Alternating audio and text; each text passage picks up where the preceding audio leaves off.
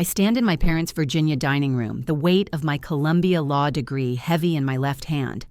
The certificate feels like lead now, not the golden ticket to their approval I'd imagined.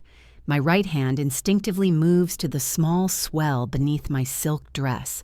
5 months of secret joy and terror wrapped in one. Father's face contorts as his gaze drops to my middle. In 27 years, I've never seen William Ellis look at me with such naked disgust. "You're a disgrace," he says, each word precise as a knife. "Get out." Mother's perfectly manicured nails dig into the back of her dining chair. "You made your bed, Amanda. Sleep in it." Her voice lacks even the pretense of warmth. I swallow hard. This homecoming dinner, meant to celebrate my graduation with honors, has transformed into my exile ceremony in less than 5 minutes. If you'd just let me explain about Ethan, there's nothing to explain. Father cuts me off, straightening his tie as if my very presence has disarranged it. "Do you have any idea what this will do to our standing in town? What people will say?" 2. "We've given you everything," Mother adds, her voice trembling not with emotion but carefully calibrated outrage. "The best schools, opportunities most girls would kill for, and this is how you repay us?" I try again. "Ethan and I are engaged." "The baby?" "Pastor Thompson just asked me to head the Family Values Committee," Father interrupts, color rising in his neck. "Can you imagine if he knew my own daughter was?" He can't even finish the sentence. Mother's eyes dart to the window as if the neighbors might be peering in. "The Gardeners Club meeting is at our house next week. What am I supposed to tell Elizabeth Gardner or Susan Matthews from church?" Their words wash over me, and I realize they haven't asked a single question about the father of my child or how I feel. All they see is the threat to their carefully curated image. "You are not welcome in this house while carrying that mistake," Father declares, pointing at my belly. His words unlock a memory from years ago, my 15th birthday. I'd been offered an art scholarship to a prestigious summer program in New York. When I showed Father the acceptance letter, his smile never reached his eyes. "Art is a hobby, Amanda, not a future. And Ellis always puts family reputation first. I've already enrolled you in the business leadership camp instead." I remember how I'd nodded, swallowing my disappointment, tucking away my sketches. It wasn't the first time I'd abandoned something I loved for his approval, nor the last. College boyfriends never made it home for holidays. "They aren't quite what we had in mind," I'd explain, never admitting my fear that Father would find them lacking. Even Ethan, Harvard-educated and from a good family, remained my secret for 5 years. Every decision, every achievement measured against William Ellis's impossible yardstick. And still, I never measured up. My hands tremble now, but my voice steadies. "They didn't even ask who the father was," I whisper to myself. If they had, everything might have been different. Father checks his watch, signaling that my time is up. Mother straightens silverware that doesn't need straightening. "I'll get my things," I say quietly. Upstairs, I pack a suitcase with mechanical precision. Through the floorboards, I hear the clink of silverware as my parents continue their dinner without me. 5 minutes to erase 27 years of daughterhood. On the hallway wall, family photos mock me. Ellis family at the country club. Ellis family at Father's firm party. Ellis family at Mother's charity gala. In every picture, perfect poses, perfect clothes, perfect smiles. Not one shows who we really are. I trail my fingers over a photo from my law school acceptance. Father's hand on my shoulder looks proud to strangers, but I remember how his fingers dug in, whispering, "Don't waste this opportunity like you almost did with that art nonsense." Downstairs, Mother doesn't look up from her roast chicken. Father's newspaper creates a barrier between us. I place my framed law degree on the dining table, the last offering to their altar of appearances. "Goodbye," I say, though I might as well be speaking to the walls. As I step onto the porch, the door closes firmly behind me. No dramatic slam, just a quiet click of exclusion. I press my hand to my belly, feeling a flutter beneath my palm. "It's just us now," I whisper, fishing my phone from my purse to call Ethan. For the first time in my life, I've disappointed my parents in a way that can't be fixed with achievements or apologies. And strangely, beneath the hurt, something else stirs. Relief, as if I've been holding my breath for 27 years and can finally exhale. Later that night, the hotel bed feels like sandpaper against my skin as I cradle my phone, tears blurring Ethan's name on the screen. My fingers tremble as I press call, each ring echoing my heartbeat. Amanda? What happened? Ethan's voice wraps around me like a blanket. They threw me out, I whisper, the words still unreal. They didn't even ask who the father was, didn't ask anything about you. I'm coming to get you, right now. No, I just need... My phone buzzes with a notification. Hold on. I switch to speaker and open the Facebook app. Mother's post appears at the top of my feed. Please keep our Amanda in your prayers. Sometimes the brightest minds struggle with the heaviest burdens. We're devastated by her breakdown, but trust God's plan for healing. The room spins. Ethan, they're telling everyone I had a breakdown. Before he can respond, my phone vibrates again. Aunt Martha's voicemail plays. Amanda, honey, your parents are devastated by your choices. They've loved you so completely. How could you hurt them this way? Pastor Thompson is already planning your intervention. Call them, sweetie. Make this right.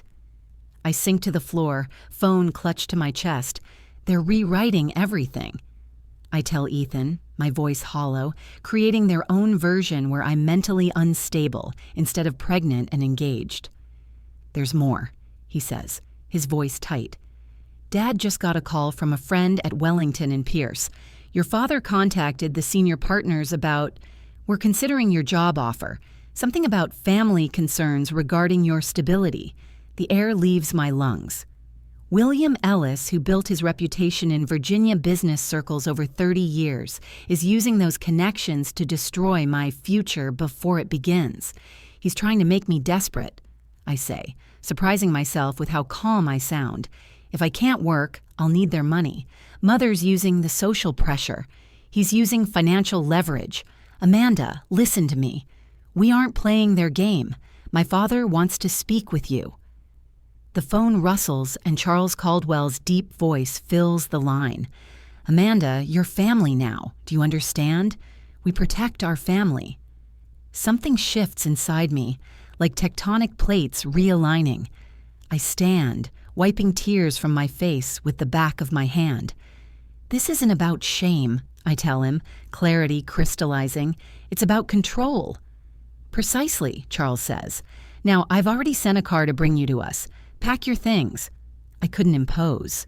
Nonsense. Grace is preparing the East Suite as we speak. Madison is practically bouncing off the walls to see you, and our family lawyer will contact your firm first thing tomorrow. Grace is our Grace. I hang up and call Ethan back, mind racing through options, weighing outcomes like the lawyer I've trained to become. I'll accept your father's help. You don't sound like you've been crying anymore, Ethan notes. I haven't been. Something changed when I heard your father's voice, like finally seeing the board when you've only been staring at one chess piece. 2 hours later, the Caldwell family driver helps me with my single suitcase. We pass through wrought iron gates and follow a winding driveway bordered by ancient oak trees. The Georgian mansion rises before us, 14 bedrooms behind stately columns, windows glowing gold against the evening sky. On the wide front steps stands Charles Caldwell, silver-haired and straight-backed. He opens my door himself, bypassing the driver. "Welcome home, sweetheart," he says, helping me out with a gentleness my own father never showed.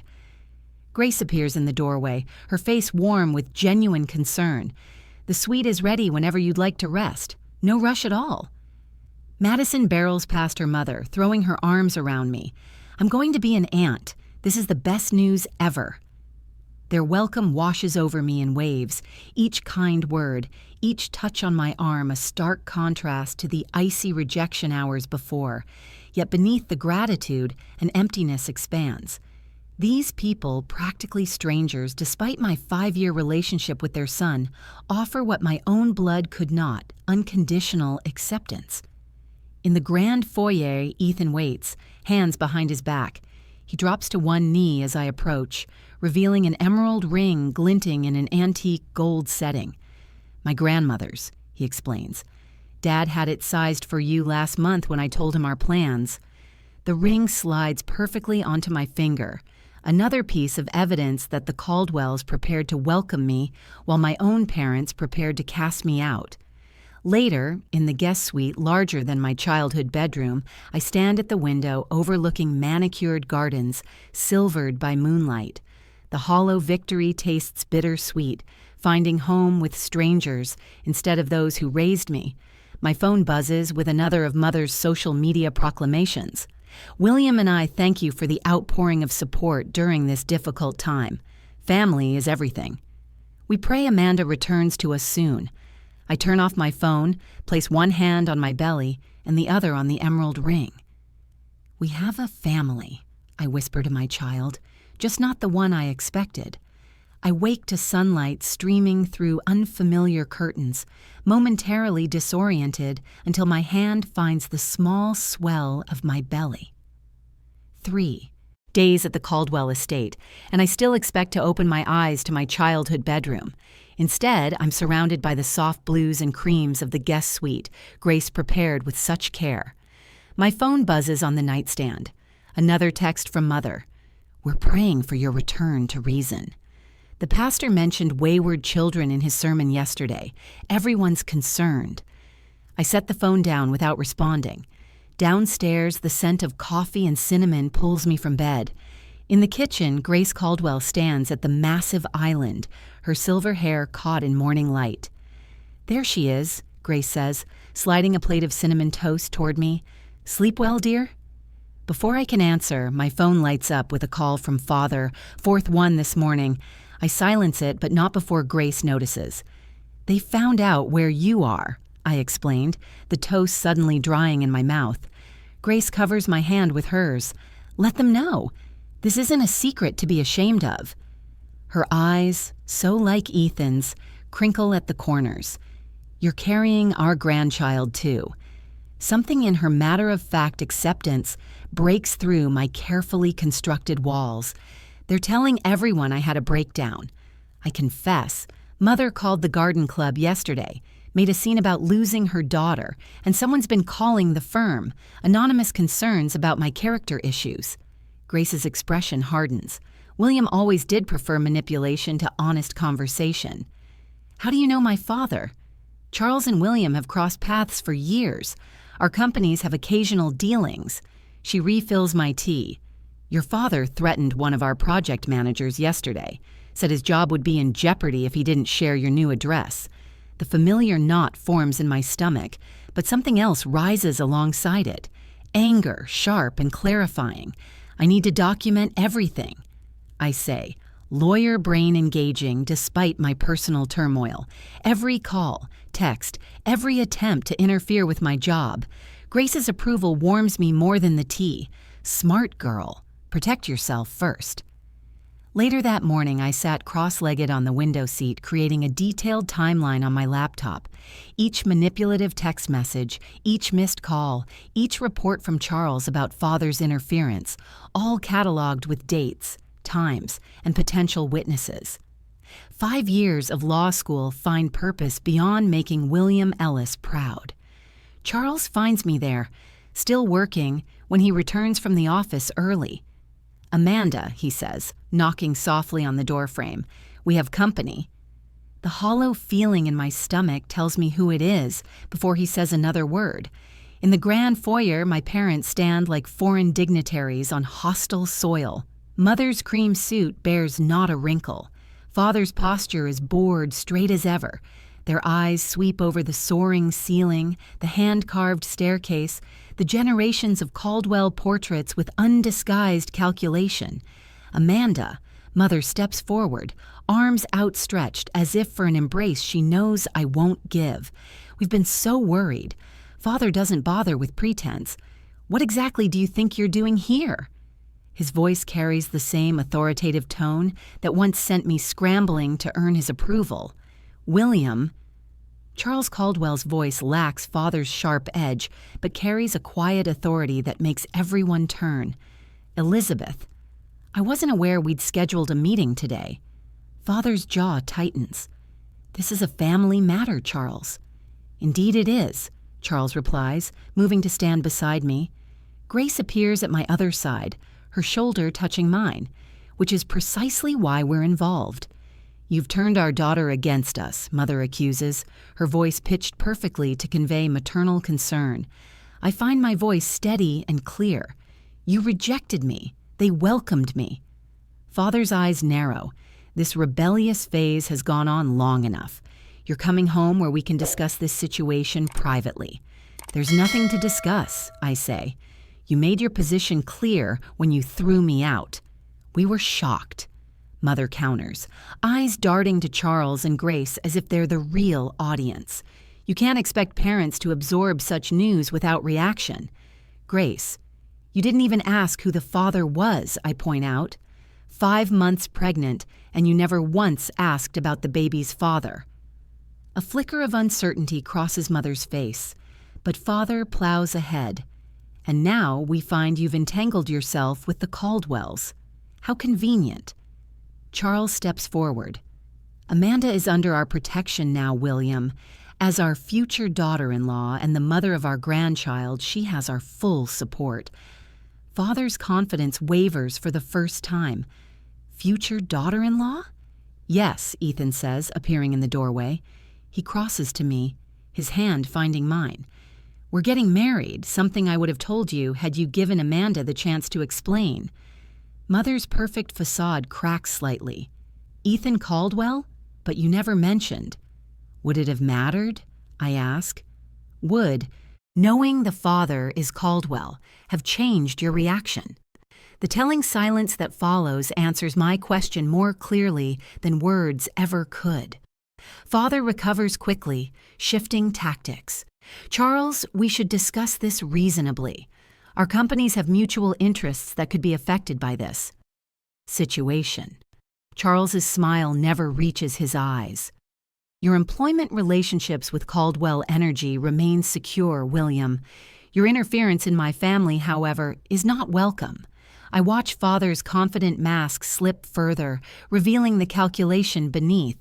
For the first time, I see him clearly.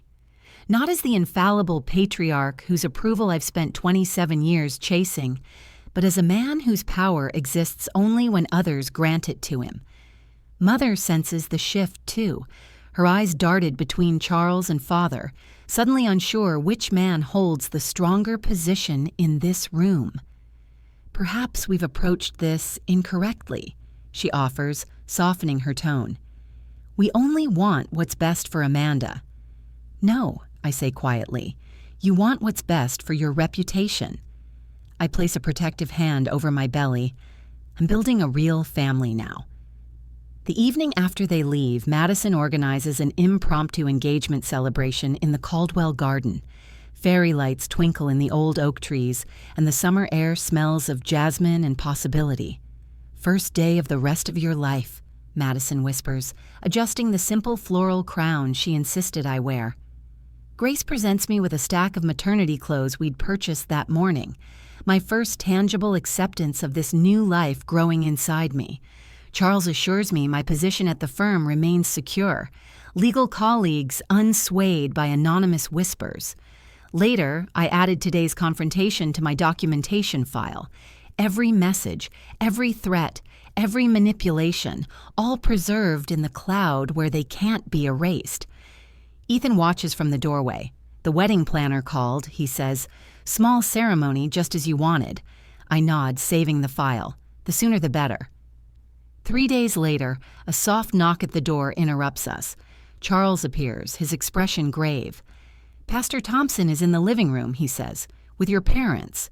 My stomach tightens. An intervention? Charles nods. They're requesting you join them. Grace appears behind him, her finger hovering near the security button by the door. Say the word, and I'll have them removed. But something has shifted inside me. The documentation, The Caldwells' unwavering support, the clarity that comes from seeing my parents' manipulation laid bare, it all crystallizes into a new kind of strength. "No," I say, rising, "I'll speak with them." As we descend the stairs, I feel Ethan's steady presence behind me. Weeks ago, I would have crumbled under the weight of my parents' disapproval. Now, each step feels like reclaiming ground. Pastor Thompson rises when I enter, his expression uncomfortable. My parents flank him like bookends. Mother's eyes are red-rimmed, a performance I now recognize for what it is. Father looks not at me, but at Charles, still searching for leverage. I take a deep breath, my hand finding Ethan's. "It's time they heard my truth," I whisper, and step forward to face the past so I can claim my future. I rise from the antique sofa in the Caldwell living room, where Pastor Thompson sits uncomfortably between my parents. My hands don't tremble anymore. 5 days at the Caldwell estate have replaced my uncertainty with clarity as sharp as a scalpel. "Pastor Thompson," I say, addressing him directly rather than acknowledging my parents, "I appreciate your concern, but I need to correct several misrepresentations. My voice carries the precision I've practiced in courtrooms. My parents rejected me without even knowing I'm engaged to Ethan Caldwell." His eyes widened, darting between my face and my father's reddening one. "The shock is genuine, the first honest reaction I've seen since they arrived. Furthermore," I continue, "I'm carrying a child conceived in a committed 5-year relationship, not through some reckless encounter as you've been led to believe. Behind me, Grace and Charles stand in silent support. I feel their presence like a shield at my back. What my parents have orchestrated is textbook emotional manipulation," I say, unfolding a notepad where I've documented every call, text, and social media post. "They've contacted my law firm to question my character. They've told extended family I had a breakdown. They've orchestrated what you believe is a loving intervention, when in reality, it's an attempt to salvage their reputation at my expense." Father lurches forward in his seat. "We just wanted what's best for you, Amanda. Can't you see that?" Mother reaches for the pastor's arm, tears materializing on cue. "We needed time to process everything. You sprung this on us so suddenly." I watch Pastor Thompson's face as he absorbs the conflicting narratives. His gaze lingers on my mother's hand clutching his sleeve, then shifts to my father's rigid posture. "If you wanted what was best," I responded evenly, "you wouldn't have thrown me out without asking a single question about the father of my child or my plans." Father's jaw tightens. "This isn't the place for airing family business. I'm calling Daniel Hargrove at your firm on Monday. We'll see how excited they are about a new associate with your complications." A small smile touches Charles' lips as he steps forward. "Actually, William, I had lunch with Daniel yesterday.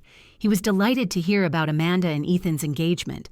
The firm is fully supportive of their family plans." Father's face drains of color. Mother's tears vanish instantly, then reappear with renewed vigor when she notices Pastor Thompson watching. The calculated nature of her performance becomes painfully obvious. Pastor Thompson clears his throat. "Mrs. Ellis! Mr. Ellis! You didn't mention your daughter was engaged." His voice carries a note of dismay. "Or that the father was Ethan Caldwell." "Does that matter?" Father snaps. "The situation is inappropriate regardless." The pastor straightens in his seat. "Actually, it matters a great deal. You presented this as a case of a young woman making reckless choices who needed the church's guidance back to the right path." He turns to me. "Miss Ellis, Amanda, I sincerely apologize. The church should offer support during important life transitions, not judgment." Mother's fingers twist nervously in her lap. "Pastor, surely you understand our position as pillars of the community. What I understand," he replies gently, "is that I've been asked to participate in something quite different from what I was told." Charles steps forward, his manner relaxed and welcoming despite the tension. "Pastor Thompson, may I offer you some coffee? You've had quite a drive from town." "That would be lovely." "Thank you," the pastor replies, visibly relieved at the gesture of normalcy. Grace retrieves a small envelope from the side table. While Charles sees the coffee, perhaps you'd like to see our grandchild. She hands him the ultrasound photos, healthy and perfect in every way. Pastor Thompson's weathered face softens as he examines the images. Beautiful. Truly a blessing. Ethan moves to stand beside me, his arms slipping naturally around my waist. Amanda and I have been together for 5 years, Pastor. We met during our first week at Harvard and have been inseparable since. The timing of the baby surprised us, but our plans to build a life together have been in motion for years. Madison, Ethan's sister, brings over a small folder. We've just finished the engagement announcement for the town paper. Perhaps you'd like to see it? Throughout this coordinated response, I maintain my composure. Not with the rigid control I learned in my parents' house, but with the quiet dignity that comes from being surrounded by genuine support. Mother's eyes linger on the ultrasound photo still in Pastor Thompson's hands. Something flickers across her face, not the manufactured emotion she's displayed since arriving, but something raw and genuine. For a brief moment, I glimpsed the grandmother she might have been if appearances hadn't mattered more than love. Father notices nothing. His focus remains fixed on Charles, calculating power dynamics and finding himself outmatched. "William," Mother whispers, touching his arm. "Maybe we should listen." His head jerks toward her, betrayal flashing in his eyes. There's nothing to listen to. We're leaving. But Mother doesn't move. Her gaze returns to the ultrasound photo. "Is it a boy or a girl?" she asks softly. Father stands abruptly. "Elizabeth." She flinches but remains seated. "Just a moment, William." It's the first time I've ever seen her contradict him, however mildly, the first crack in their united front. Father looks down at her with cold disbelief, then turns and walks out alone. The front door closes with a decisive click. Mother sits motionless, caught between the husband she's always followed and the grandchild she clearly wants to know. Pastor Thompson hands the ultrasound photo back to Grace with a nod of thanks. "Perhaps," he says gently, "this is a time for building bridges rather than walls." I watch my mother's face as she realizes the narrative she and Father crafted has crumbled. Their version of events no longer controls the story. The community they so desperately wanted to impress will soon know the truth, not through angry accusations, but through a simple engagement announcement and the quiet dignity with which the Caldwells have handled this ambush. "The baby is a girl," I tell her, my voice neither warm nor cold, simply factual, an offering she can accept or reject. Mother looks up, uncertainty replacing her usual calculated poise. For the first time in my life, I see her without knowing exactly what she'll do next, and for the first time, it's not my problem to fix. I stare at the formal letter in my hands, William Ellis's law firm letterhead bold across the top. The demand for a family meeting before my wedding makes my stomach clench. 5 weeks ago, I stood in their dining room as they cast me out. Now they want to negotiate terms. Your father's lawyer called again. Charles Caldwell sits across from me at his mahogany desk, his voice calm but eyes sharp with concern. They're threatening a grandparent rights lawsuit.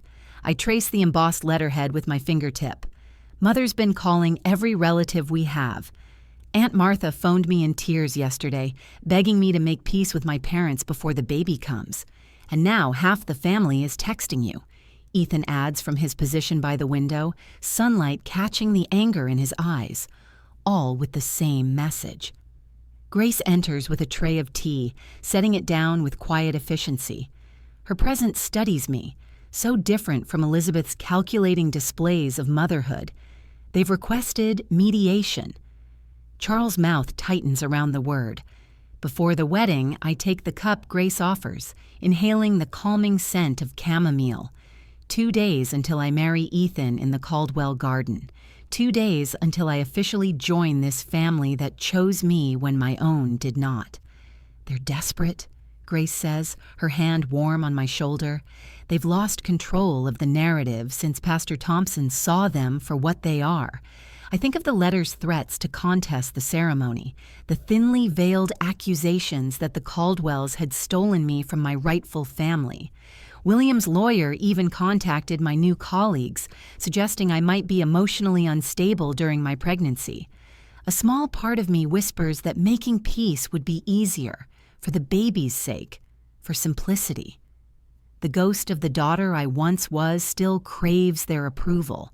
But as I look around at the Caldwells' Charles' protective steadiness, Grace's unconditional warmth, Ethan's unwavering support, clarity washes over me like a wave. Boundaries aren't punishment, I say slowly, setting down my cup. They're protection. There. Charles nods, a small smile playing at his lips. What if we invite them here, on our terms? A dinner, Grace suggests. We'll host. The home advantage will be ours. I straighten, my legal mind already mapping the strategy. I'll prepare statements they can't refute, facts, not emotions. And we'll still hold the wedding 2 days later, Ethan says, moving to stand behind my chair, regardless of what happens. My hand finds his, drawing strength from his touch.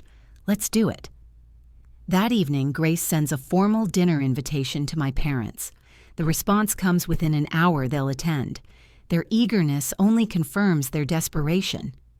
When they arrive the next evening, I watch from the library window as Charles greets them at the door.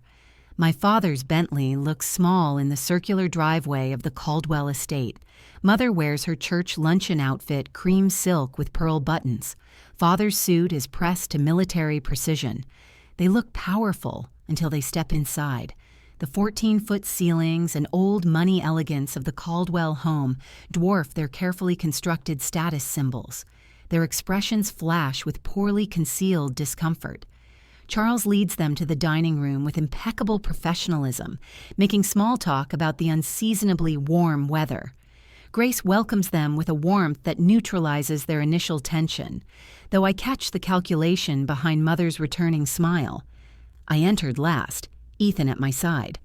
The baby bump is more pronounced now, impossible to ignore beneath my navy dress. Father's eyes slide away from it. Mother lingers a moment too long. William, Elizabeth. I greet them with careful neutrality. Thank you for coming.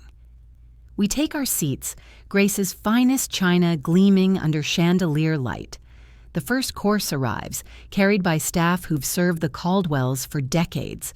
The contrast to our family dinners, Mother insisting on serving herself to show her domestic skills, is stark. As the soup bowls are cleared, I place my napkin beside my plate and meet my father's eyes directly. I've prepared a statement about our family values. I begin, my voice steady. But first, I have a question. Father shifts in his seat, already uncomfortable with my control of the conversation.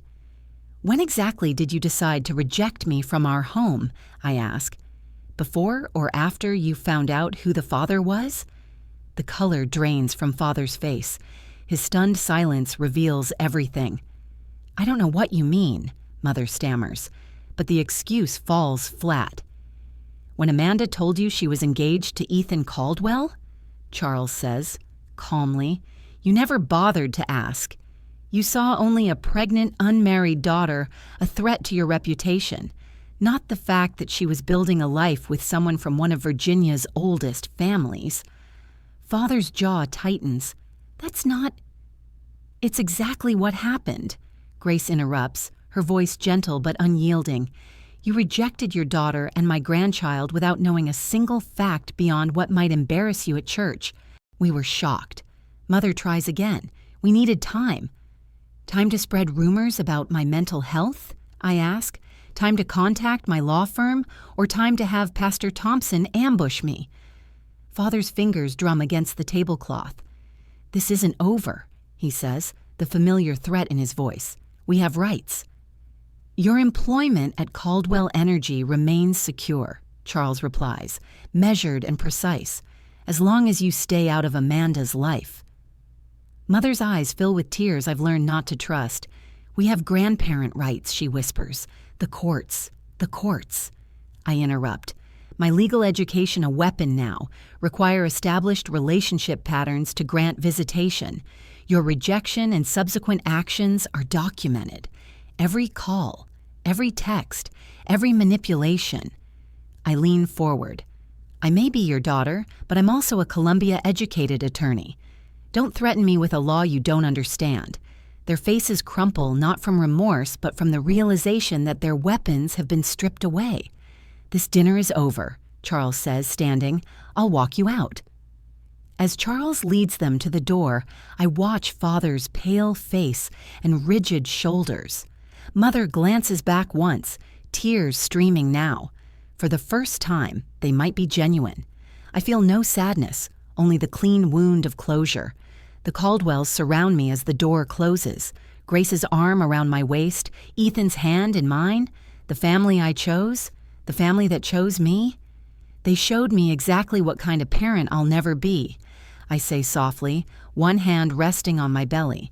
In 2 days, I'll marry Ethan in the garden behind us, and in 4 months, we'll welcome our daughter into a home built on love instead of appearances. Some boundaries aren't meant to be crossed. Some endings make room for better beginnings. 4 months later, I stand in the Caldwell dining room, sunlight streaming through floor-to-ceiling windows. My Columbia law degree now hangs proudly in Charles's study, his suggestion, not mine. My silk dress, the same one I wore that fateful night at my parents' home, stretches more noticeably over my 7-month bump now. Charles raises his crystal flute, the bubbling apple cider catching the afternoon light. To our daughter and grandchild, he announces, his voice warm and steady. Around the table, faces I've come to treasure beam back at me. Grace dabs at her eyes with a linen napkin. I never thought I'd be so blessed, she whispers, reaching for my hand across the polished mahogany. My phone buzzes against the table. My parents' number flashes on screen, the 3rd call this week. With a single swipe, I decline it. No panic rises in my chest, no desperate need to answer, just peace. Everything okay? Ethan asks, his hand finding the small of my back. Perfect, I answered, meaning it. 4 weeks ago, we married in the Caldwell garden. Nothing elaborate, just roses climbing white trellises, a string quartet playing Bach, and 40 guests who genuinely celebrated our union. My ivory dress showed my belly proudly. Ethan's eyes never left mine as we spoke our vows under Virginia's sky. Later that night, I wrote in my journal, "Love doesn't require earning." 4 words that took 27 years to learn. My law career began with surprising confidence. No shadow of parental expectation follows me into client meetings or court appearances. Instead, I carry the steady assurance that comes from building a family based on mutual respect rather than obligation. The nursery takes shape under Grace's gentle guidance, buttery yellow walls that catch the morning light, a rocking chair by the window. She never pushes, never presumes, just offers her thoughts. As suggestions, I'm free to accept or decline. My mother would have rearranged everything without asking, I told Doctor. Winters during therapy last week. Our monthly sessions have become a refuge where family trauma transforms into understanding. And how does Grace's approach make you feel? She asked. Like I matter, I answered simply. The baby shower brought unexpected tears, seeing Madeline from the firm, my college roommate Sarah, Ethan's sister Madison all gathering around me, chosen family replacing toxic connections. Yesterday, a junior associate peeked into my office, her hands twisting nervously. My father wants me to switch to corporate law, she confessed. He says family law isn't prestigious enough. I gestured to the chair across from my desk. Family is who stands beside you when it's hardest, I told her, sharing my story not as a victim, but as a survivor. Her eyes widened with recognition. Now, standing on the Caldwell estate porch at sunset, I watch Ethan cradle our sleeping daughter. Born 3 days ago, Lily Grace Caldwell entered the world with a powerful cry and 10 perfect fingers that wrapped instantly around my heart. There's a letter, Ethan says quietly, nodding toward the side table. My mother's handwriting crosses the cream envelope.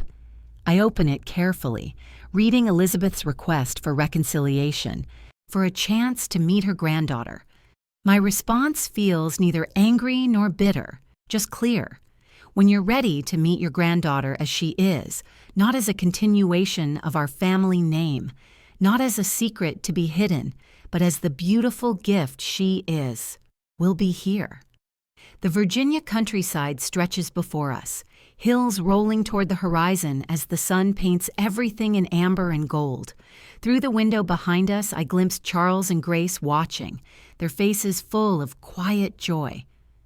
"They showed me what family isn't," I whisper to Ethan. "The Caldwells showed me what a family should be.